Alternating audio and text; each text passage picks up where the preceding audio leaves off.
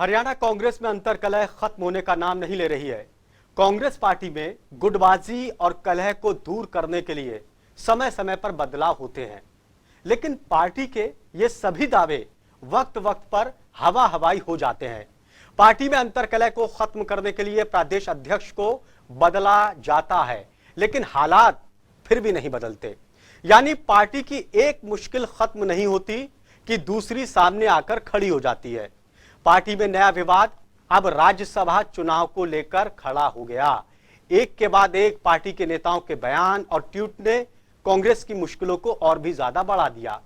हरियाणा से अजय माकन को राज्यसभा से उम्मीदवार बनाने पर पार्टी के नेता अपनी अपनी राय दे रहे हैं। पार्टी के वरिष्ठ नेता कैप्टन अजय यादव ने ट्वीट करते हुए कहा कि कुमारी शैलजा का राज्यसभा के लिए हक बनता है। वहीं किरण चौधरी ने निकाय चुनाव सिंबल पर नहीं लड़ने पर अपनी नाराजगी जाहिर की। उन्होंने कहा कि सिंबल पर भी चुनाव लड़ सकते थे।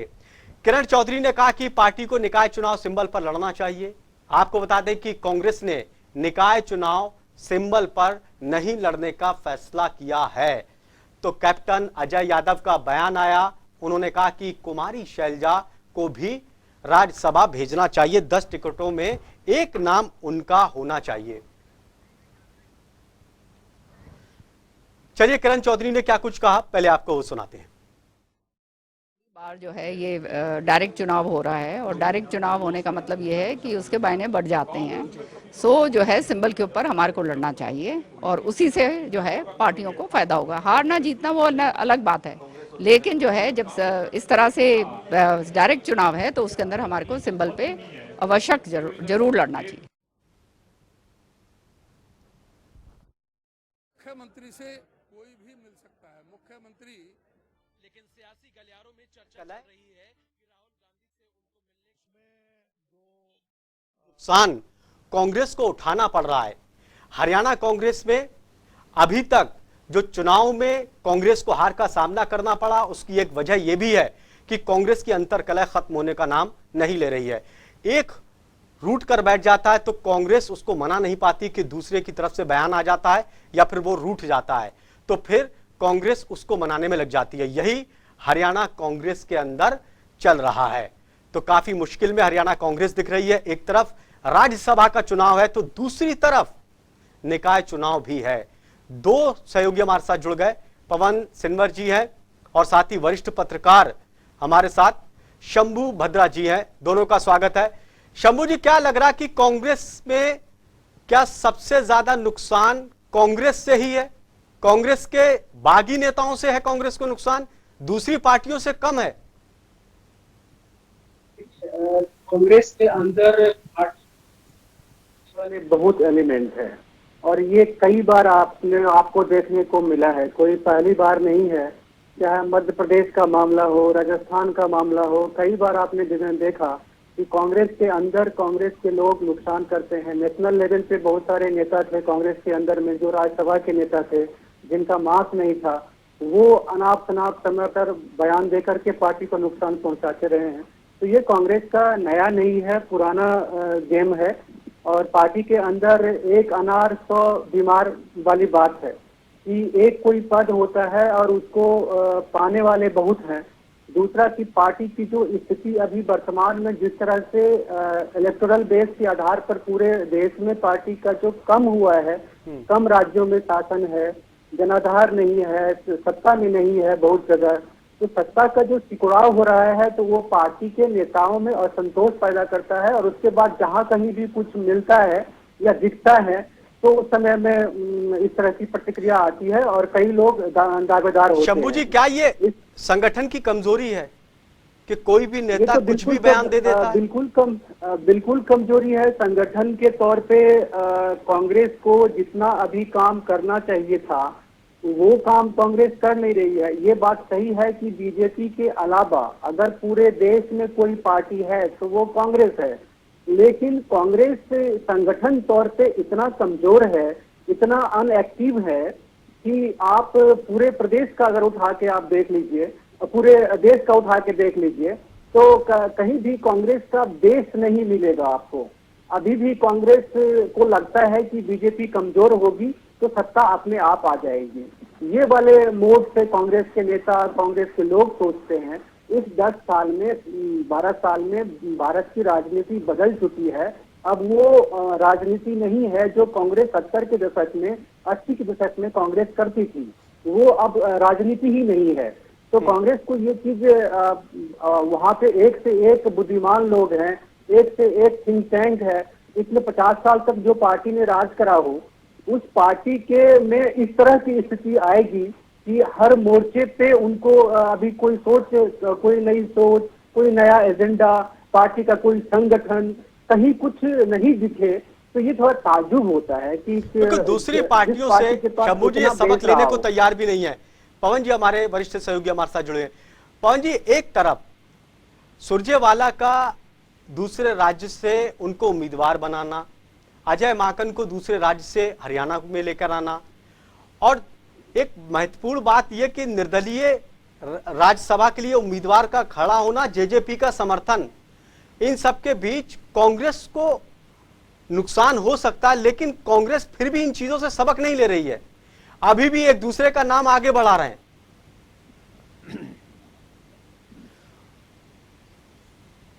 हाँ बिल्कुल, देखिए इसमें कोई दो राय नहीं है। कांग्रेस की लड़ाई दूसरों से बाद में है, पहले अपने लोगों से ही कांग्रेस की लड़ाई है। और यही वजह है कि हरियाणा की बात कर लीजिए, राजस्थान की बात कर लीजिए, अन्य प्रदेशों की बात कर लीजिए, कांग्रेस की स्थिति ऐसी है कि कांग्रेस को किसी और के विरोध की जरूरत नहीं, कांग्रेस के अपने ही बहुत है विरोध करने के लिए।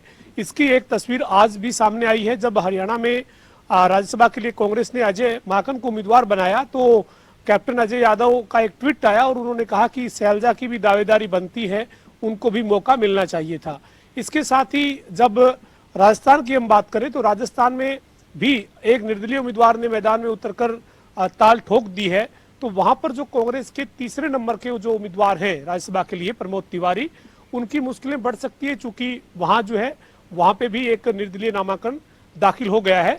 सुभाष चंद्रा के तौर पर निर्दलीय नामांकन भरा गया है। सुभाष चंद्रा पहले हरियाणा से राज्यसभा में थे, निर्दलीय के तौर पर जीतने का उनका अनुभव पूरा देश जानता है। 2016 का हरियाणा का राज्यसभा का चुनाव सभी के जहन में है। इसी तर्ज पर इस बार भी एक निर्दलीय के तौर पर नामांकन हरियाणा में भरा गया है। तो ये चुनाव जो है वो अब मतदान तक चला गया है और 10 तारीख को जब मतदान होगा हरियाणा में तो देखना होगा क्या समीकरण रहेंगे, किस तरह से नतीजे होंगे। लेकिन कांग्रेस की लड़ाई आप अपने विरोधी दलों से बाद में है, पहले अपने ही लोगों से। लेकिन ऐसा क्या है पवन कि कांग्रेस के नेताओं के मिजाज बदले बदले से लग रहे हैं, सबके मिजाज एक जैसे नहीं मिल पा रहे हैं।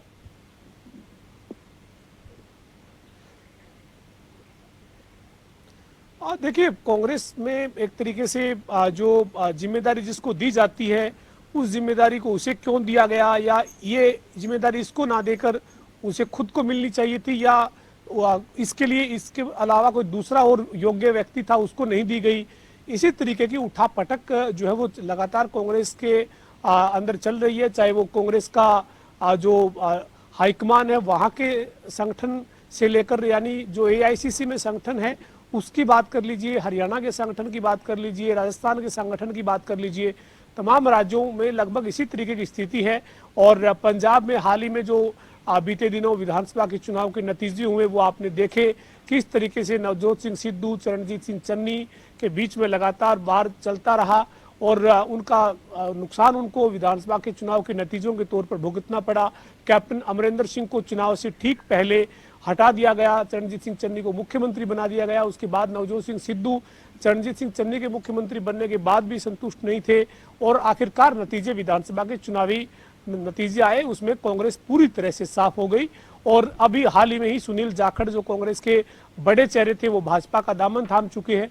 तो कांग्रेस की स्थिति ऐसी ही है कि जब कोई भी फैसला हाईकमान की तरफ से लिया जाता है तो हाईकमान ये मानकर चलता है कि अब स्थितियां बदल जाएंगी, सब कुछ ठीक हो जाएगा।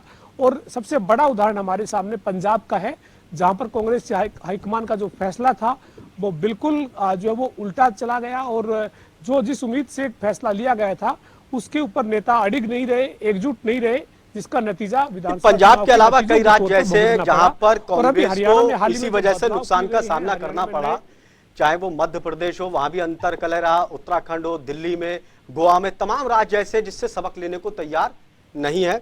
कांग्रेस के नेता। शंभू जी, क्या लग रहा है, क्या हार के बाद एक कांग्रेस फिर भी संभल नहीं पा रही है, अपनी खामियों को दूर नहीं कर पा रही है?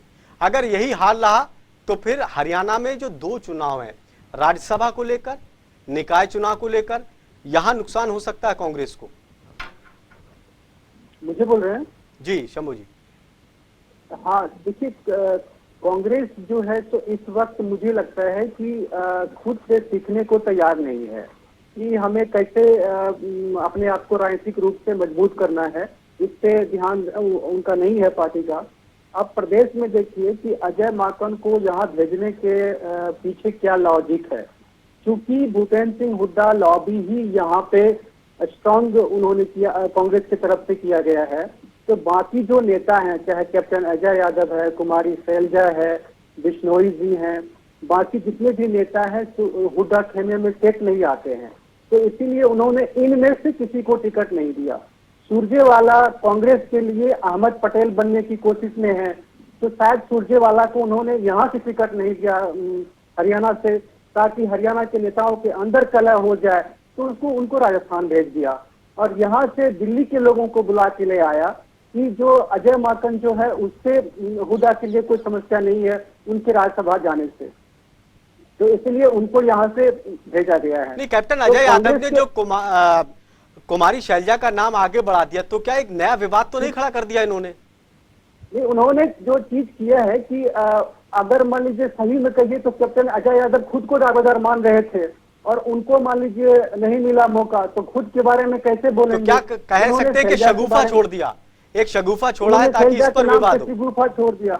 अब देखिए कि अगर हरियाणा में जनाधार की बात आप करेंगे तो भूपेंद्र सिंह हुड्डा का जो क्षेत्र है, खास करके रोहतक, झज्जर और सोनीपत का बेल्ट देखिए, 31 सीट जो कांग्रेस को मिली है वो इसी बेल्ट से मिली है।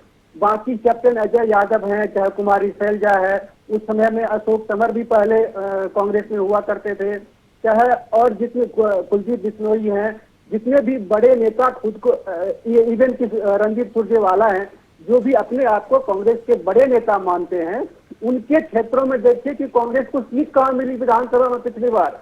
अगर वो नेता ग्राउंड पे अच्छे से तो कांग्रेस की हालत सरकार में होती कांग्रेस। आप देखिए कि पूरे जीटी रोड बेल्ट में कांग्रेस को एक भी सीट नहीं मिल पाई। तो कहने का अजब कि ये सब नेता जो किरण चौधरी ही बोल रही हैं, भिवानी का मान लीजिए बेल्ट है, सिरसा का बेल्ट है, आपका रेवाड़ी का बेल्ट है, तो कांग्रेस की सीट कहाँ गई? अगर 2-2 सीट भी वो लोग ले आते तो कांग्रेस की सरकार बन जाती। तो यही वजह है कि आला कमान ने भी भूपेंद्र सिंह हुड्डा के ऊपर विश्वास किया कि इनकी वजह से जता रहे हैं, और यही वजह है कि आज सर्वे सर्वा वहां पर बने हुए हैं।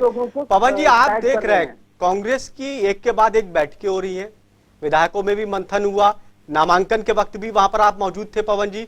तो कांग्रेस के नेताओं से क्या लग रहा है, एकजुटता दिखाई दे रही है या अभी भी शंका आशंका है उन लोगों में?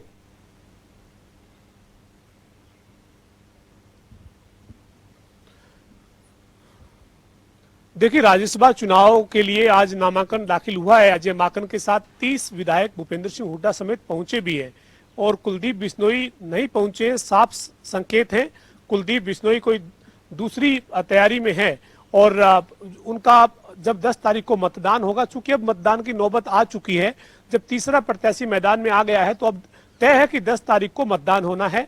ऐसे में कुलदीप बिश्नोई का वोट कहां जाएगा, ये सबसे बड़ी बात है। साथ ही साथ जो है, जिस तरह से उनकी पार्टी हाईकमान के साथ या प्रदेश के नेतृत्व के साथ जो तल्खियां चल रही है, उसके बाद ये लगभग तय है कि कुलदीप बिश्नोई का वोट कांग्रेस को कम से कम अपनी गिनती में नहीं रखना चाहिए। और इसको भूपेंद्र सिंह हुड्डा ने कह भी दिया है। भूपेंद्र सिंह हुड्डा ने अजय माकन के नामांकन के बाद कहा कि हमारा जो राज्यसभा उम्मीदवार है वो 30 सीट पर भी जा रहा है, लेकिन कुलदीप बिश्नोई की भी उन्हें जरूरत है, वो आएंगे, क्योंकि वो उन्होंने बाद में उसमें बात को आगे बढ़ाकर जोड़ते हुए कहा, यानी वो ये मानकर चल रही है कि अगर 30 भी वोट अगर हमारे पक्ष में आएंगे तो हम जीत जाएंगे और माकन साहब राज्यसभा पहुंच जाएंगे। लेकिन तीसरे उम्मीदवार के तौर पर जो निर्दलीय के तौर पर दावेदारी पेश की गई है कार्तिकेय शर्मा की तरफ से, उसके बाद जो कांग्रेस में विरोध के सुर उठ रहे हैं, उससे कहीं ना कहीं कार्तिकेय शर्मा को जहां हौसला मिल रहा है वही कांग्रेस के लिए झटका है। चूंकि जो कांग्रेस के जो विधायक है, मैं नाम किसी का भी नहीं लेना चाहता, लेकिन कांग्रेस के विधायक अजय माकन के नामांकन के बाद खुलकर ये कह रहे थे कि हमारी जब विधायक दल की बैठक हुई तो हमारा इंटरव्यू लिया गया, हमसे पूछा गया कि आप कौन, हमें एक एक को खड़ा करके हमारा साक्षात्कार के रूप में हमसे बात की गई। जब आप आए हैं तो आप हाथ जोड़ के वोट मांगिए, आपको वोट की अपील करनी चाहिए।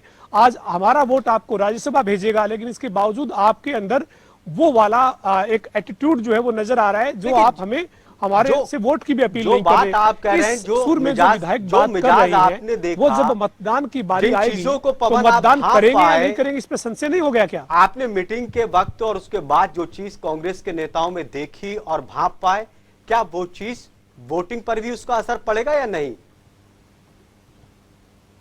देखिए, मुझे बोल रहे हैं, पवन जी से पूछ रहा हूं।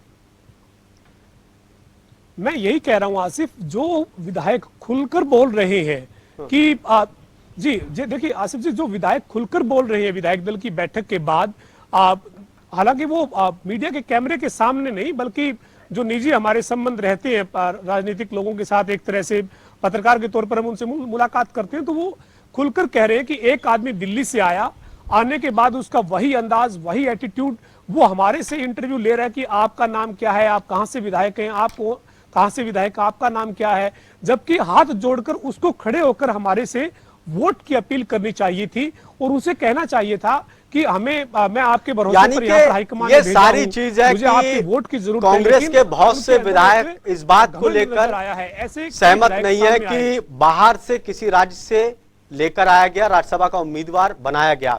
शंभू जी, क्या लग रहा है कि जो कांग्रेस के अंदर, हरियाणा कांग्रेस के अंदर चल रहा है, इन सबको देखते हुए हरियाणा कांग्रेस का भविष्य आपको कैसा आगे दिखाई दे रहा है और इनका चुनावों पर क्या फर्क आगे पड़ेगा? भविष्य बहुत अच्छा नहीं दिखाई दे रहा। अगर राजनीतिक रूप से संगठित नहीं रहेंगे तो ये अभी हरियाणा में कांग्रेस का कहने का मतलब सिर्फ भूपेंद्र सिंह हुड्डा जी हो गए हैं। कांग्रेस एक संगठित पार्टी के तौर पे हरियाणा में अभी कहीं से कोई सीन दिख नहीं रहा है। सिवाय एक दो नेता छोड़ के बाकी कोई और नेता नहीं है बड़े जो हुड्डा जी के साथ खड़े हों और कांग्रेस को मजबूत करने के लिए कोई काम कर रहे हैं। बिल्कुल, ऐसे में वक्त की कमी है, शंभू जी रोकना चाहूंगा। दोनों लोगों का बहुत बहुत शुक्रिया। ऐसे में सवाल ये उठता है कि क्या भूपेंद्र सिंह हुड्डा आगे कांग्रेस को एकजुट कर पाएंगे और आने वाले चुनाव में, क्योंकि अग्नि परीक्षा भूपेंद्र सिंह हुड्डा की भी होगी, सर्वे सर्वा है तो फिर जवाबदेही भी उन्हीं की बनेगी। तो क्या भूपेंद्र सिंह हुड्डा कांग्रेस को जोड़कर आगे के चुनाव में कांग्रेस को जीत दिला पाएंगे या फिर हरियाणा में भी अंतरकलह कांग्रेस को ले डूबेगी? खास कार्यक्रम में इतना ही। ताजा तरीन खबरों के लिए देखते रहिए जनता टीवी। नमस्कार।